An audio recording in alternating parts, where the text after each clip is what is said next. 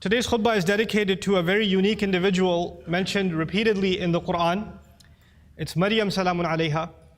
And the reason I decided to give a khutbah on some aspects of her life that Allah highlights in the Quran are actually inspired by a question somebody asked me this week. Somebody came to me this week and said that they've had a very close relationship with Allah since childhood, and that they've made dua to Allah from a very early age, praying tahajjud, even when they were a teenager, and whenever they asked Allah for something, Allah provided. This person actually had a pretty tough life.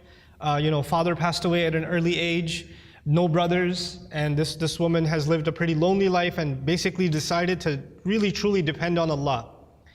And so as she grew and developed in her years, she found that Allah miraculously answers her prayers. Every time she asks Allah for something, Allah has never left her prayer unanswered. So she developed this reliance and this closeness with Allah and would always turn back to Allah. She needs something, she goes and prays 2 rak'ahs and she makes dua to Allah. So a really beautiful connection she had with Allah. But where did the question come from? The question came from a fact that more recently she went through quite a series of very unexpected difficulties in life.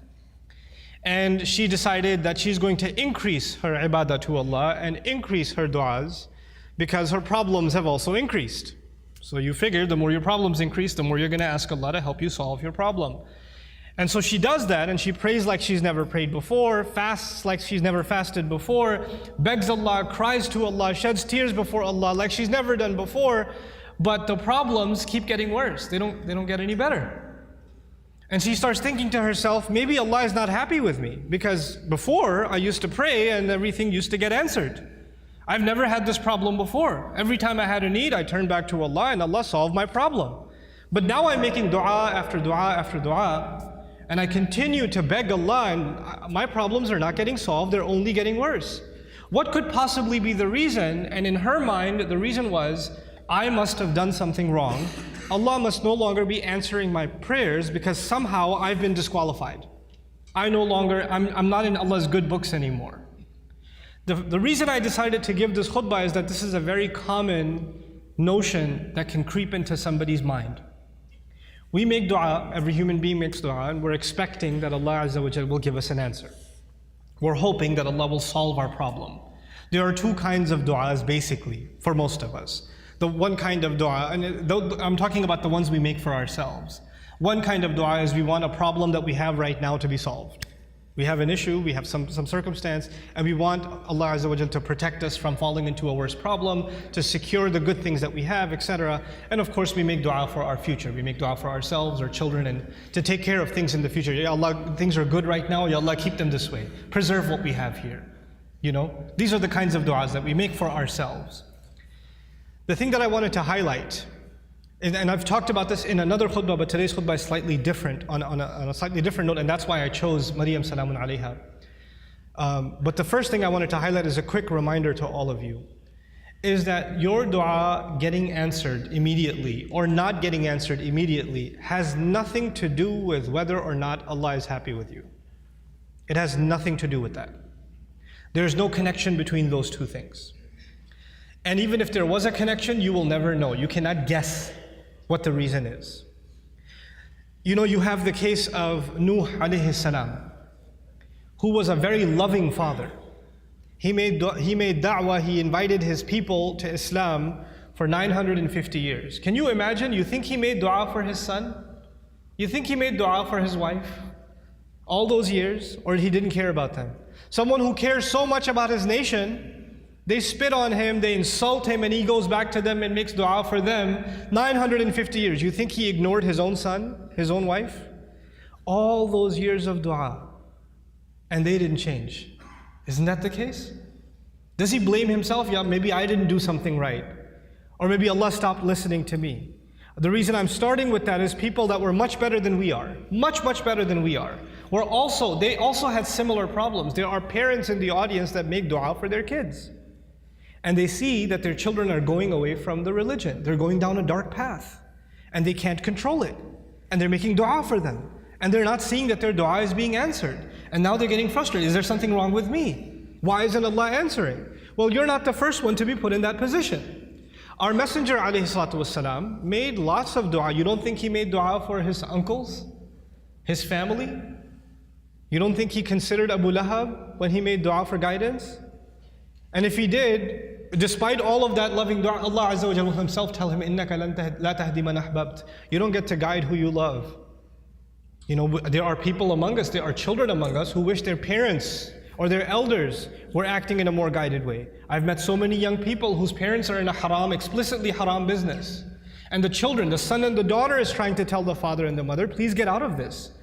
We're dependent on you, you're paying my college tuition, you're providing for us, but you're providing for us from haram income. And I'm not in a position to provide for the family right now, but this is wrong. And then they're told you're being disrespectful, you shouldn't talk back to your parents, etc., etc. Now, it's the flip side. It's the children making dua for the guidance of their parents. But things aren't changing. Things are where they were. These frustrating situations happen. And then on top of that are situations like health calamity. Not just family problems, but health calamity. Or you can't find a job, you have money problems. And you're making dua to Allah. You ask yourself, I even did i'tikaf last year. And I kept making dua and I didn't pick my head up from sajda all night long, and still I have this problem. Still it didn't go anywhere. So the first thing I want to remind myself and all of you is that prophets ﷺ, all of them, much before us, Allah mentions their du'as consistently in the Quran. And Allah also mentions their problems consistently in the Quran. You don't think, for example, that Yaqub alayhi salam, the father of 12 sons, made dua for all of his sons? And especially for his son Yusuf, when he lost his son Yusuf, you don't think he made dua for Yusuf's safety, that Yusuf should come back home, that he could look at his beautiful son once again? We know that he cried so much he lost his eyesight. Ibiyaddat aynahu. He lost his eyes over crying over his son. And all of those du'as for so many years go unanswered, and then eventually they get answered. You don't think that, you know, the mother of Musa alayhi salam, when she put her baby in the water and the river just takes the basket away, the basket could flip over any time. And how do you know the basket is waterproof? How do you know it's not going to leak? How do you know it's not going to hit a rock and it's done? You know, you're throwing something in a river. It's not a joke, it's a baby in a river. You don't think that mother is making dua to Allah? And notice the difference. In that case, in the case of Musa's mother, she makes dua to Allah, and a few hours later, she's reunited with her son. Just a few hours later. By the time the baby is hungry for the next meal, he's back with his mother. And in the other case, with the case of Yusuf alayhi salam, he was separated from his father. But he wasn't reunited with his father for many years. For many, many years. We are going to go through difficulty in life.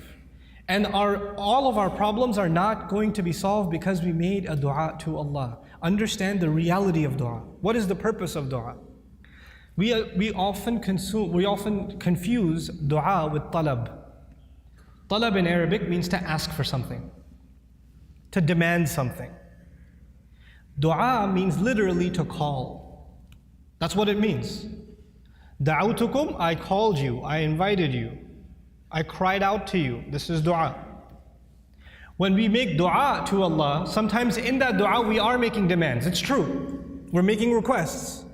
But we should never forget that all of those requests, you know what they are at the end of the day? It's a humble slave of Allah turning back to Allah and begging Allah to help him with whatever problem. But it's more than Allah solving your problem. It's just the act that you communicated with Allah that's the most valuable thing. The fact that you actually engaged Allah in conversation, that is the goal in the end. Whether or not Allah will solve your problem immediately is a separate problem. And I want to share just a quick thing about that, then I come to Maryam salamun alayha. Sometimes you go through problems and you ask yourself, what is my fault in all of this? Why do I have to go through these problems? What did I do to deserve this? Let me ask you this. Yusuf alayhi salam was a child, right? A child by definition is innocent. What did a child do to deserve being kidnapped? What has a child ever done to deserve being thrown inside of a well in the middle of the woods? What has a child ever done to deserve being sold as a child slave in a different land? What is that, when he grows up as a young man, what did he ever do to deserve being thrown in jail over a false accusation? And he spent many years in jail, not because of something he did. He was innocent. And he spent all those years in jail. He went through situations in life that if anybody else went through those situations, you'll say, life is unfair, man, what are you going to do?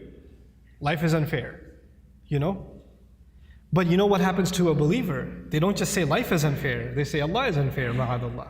Allah did that to him. Yet Allah says in Surah Yusuf, Wallahu ghalibun ala amrihi. Allah was overlooking everything he did in his decision. Every decision that was made for Yusuf, Allah was dominating that decision, overlooking that decision. How? Sometimes you and I go through difficulty because Allah knows something better is coming. Sometimes that better thing that is coming is for you. Sometimes it's for somebody else. Sometimes it's not for you. Sometimes it's for somebody else. Sometimes the benefit of your difficulty will come back to you, the return will come back to you while you are still alive. Sometimes the return is meant to come back to you after you go back to Allah. What happened with Yusuf alayhi salam? A father was separated from a child. It's a tragedy, isn't it? But imagine if he was never kidnapped, he would never be in the well. If he was never in the well, he would never end up in Egypt. If he was never in Egypt, he would have never grown up there and been thrown into prison. If he was never in prison, he would have never met those two guys he met in prison, whose dream he interpreted. If he never met those two people, one of them who got to live and go back to the king, and when the king saw a dream, a strange dream, he would have never said, wait, I know someone who can help interpret your dream. And if that never happened, and you know what that dream was? 7 good years in the country, and 7 years there's not going to be any crop, any produce, any harvest. People are going to starve to death. If Yusuf was not in prison, alayhi salam, and then was taken out to interpret that dream at that time, there would have been an economic, financial, social crisis in the country, and hundreds of thousands of children would have starved to death. One child suffered for a few years, but because of that child suffering, Allah's plan was to save a lot of families, a lot of fathers and mothers from losing their children to starvation.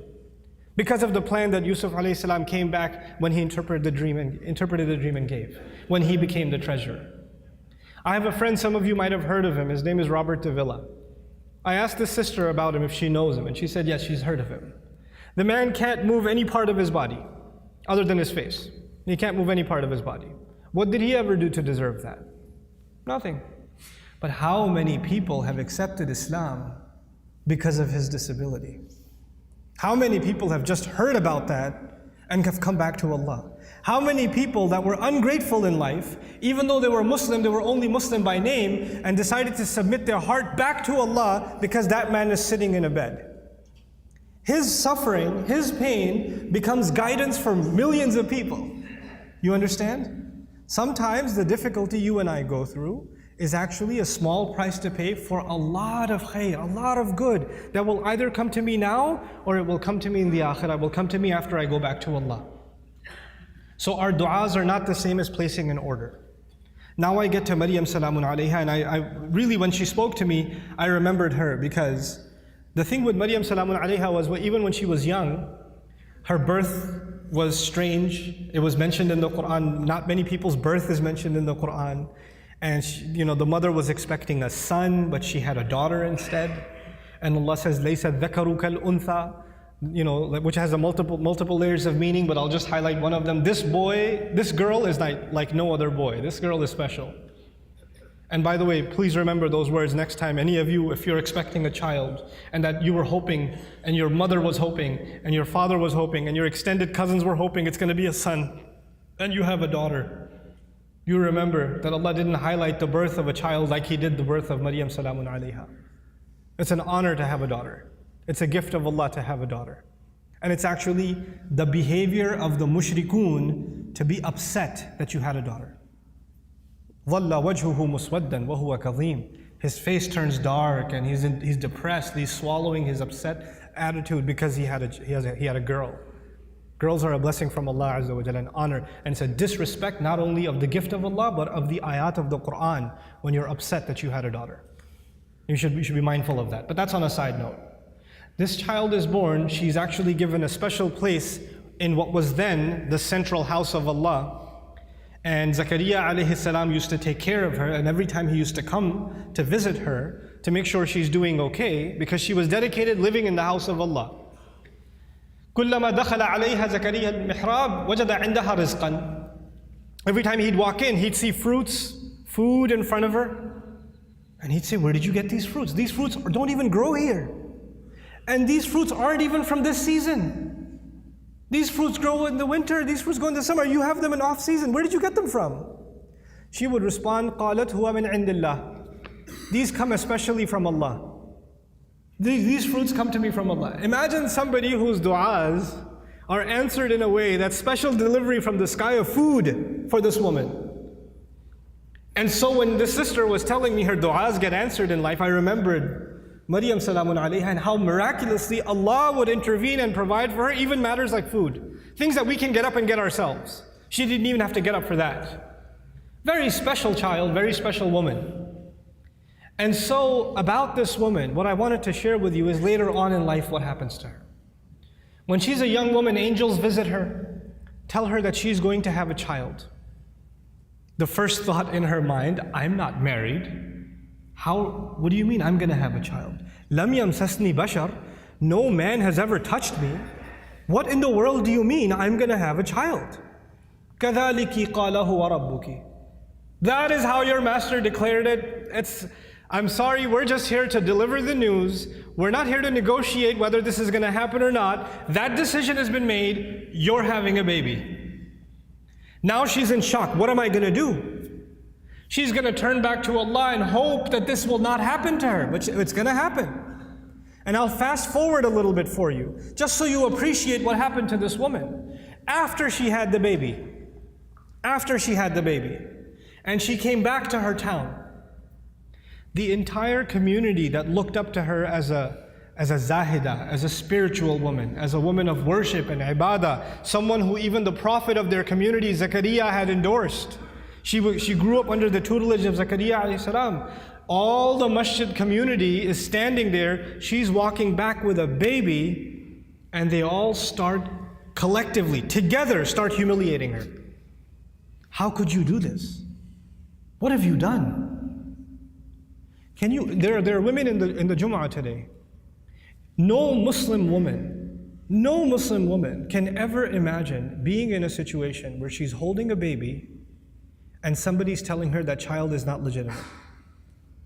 She cannot imagine that kind of humiliation. No Muslim. And none of us can imagine that kind of accusation for our sister, for our mother, for our daughter. We cannot imagine that pain. It's beyond us. For the Muslim, our dignity is greater to us than our life. The sense of dignity Allah has given us is more valuable to us than even our life. And she knows that when she goes back with this baby, that's what they're going to say. It's one thing that they might be saying it behind her back. They're saying it in public in front of her. In front of her. Now I want to take you back to how she dealt with this problem. Because no amount of dua she made is going to change what Allah has decided. Allah has decided that she has to face this. She has to stand in front of this. And what does she do? When the child comes, as she's about to deliver the child, she says, Ya laytani mittu qabla hadha. She says, if only I could die before this happens. Hopefully I die giving birth. It's all on her mind. Because that will be an easy escape from what is coming. There is no other place in the Quran anybody ever wishes for death. This is the only one. Think about that. Why is it there? Allah Azza wa Jalla is acknowledging that sometimes people go through such traumatic, humiliating situations where they wish they were dead. Even that happens. That's how extreme her situation became. And Allah acknowledged that and recorded that in the Quran. Ya laytani mittu qabla hadha. I read this and I was just in shock. How did she just say that? You know, our Messenger alayhi salatu wasalam told us, La yatamannayanna ahadukum al-maut. None of you should ever wish for death. You should not wish for death. That's not something you should say casually. And she's actually now wishing for death. Why? Because this is an extreme case. This is a crazy situation. And so, the humiliation she will face is far worse than death. So she says, Ya laytani mittu qabla hadha. There are going to be, this is in the Quran for a reason, there are going to be people that are going to be in humiliating situations, and there's no getting out of it. There are going to be people that are going to have to face their family, that are going to have to face false accusations, that are going to have to face up to a mistake they made in the past, who knows? And they're going to have to face that kind of trauma. And they'll have to find comfort in the example of Maryam salamun alayha. But she didn't stop there. She said, وَكُنْتُ نَسْيًا مَنْسِيًّا. 2 words, نَسْيًا مَنْسِيًّا. It was incredible words. Nasi in Arabic, they say fa'al and fi'il, these 2 awzan. They say nisi also. In one qira'ah it's nisyan. In another qira'ah it's nasyan. This is similar to dhibh. In the Arabic language, you have 2 kinds of words, dhibh and mathbuh. Nasi and mansi. The first of these words is actually used, I wrote this down for you, وَلَا يُقَالُ لِلْكَبْشِ ذِبْحِ إِلَّا إِذَا أُعِدَّ لِلذِّبْحِ. For an animal, for a goat or a ram, you don't call it dhibh until it's ready to be slaughtered. It hasn't been slaughtered yet. Once it is slaughtered, it's called dhabih. It's called madhbuh. Not before. Before it's called dhibh. She uses 2 words. Common translations say, I wish I was dead, I wish I was forgotten. That's what the translation says. But there are 2 words of being forgotten. One of those words, nasyan, actually means I wish, even though, because she's away from the masjid, right? She's not back home. I hope nobody ever misses me. They don't even ask the question, where did Maryam go? I wish I could be invisible, forgotten from people's memories right now, and nobody even has the thought of me. This is nasi. Nobody even thinks I existed. There are people that go through the kind of depression and anxiety where they don't come out of home. They don't leave home. They don't pick up phone calls. They don't answer text messages. They get anxious being around people. They're going through so much trauma that they wish they were forgotten. As a matter of fact, even if somebody knocks on the door, they say, I wish they didn't remember me. I wish I didn't have to face anybody. They want to just crawl away, but just be by themselves. This is nasyan. And she's hoping already that she dies. And nobody even comes looking. And then later on, even if years go by and nobody found out what happened to her, mansiyan. She's completely forgotten. There's no memory of her in the future either.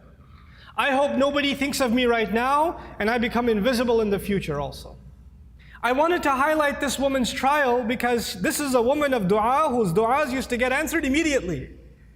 She didn't even have to ask for food and it used to come. And this is the situation Allah put her in.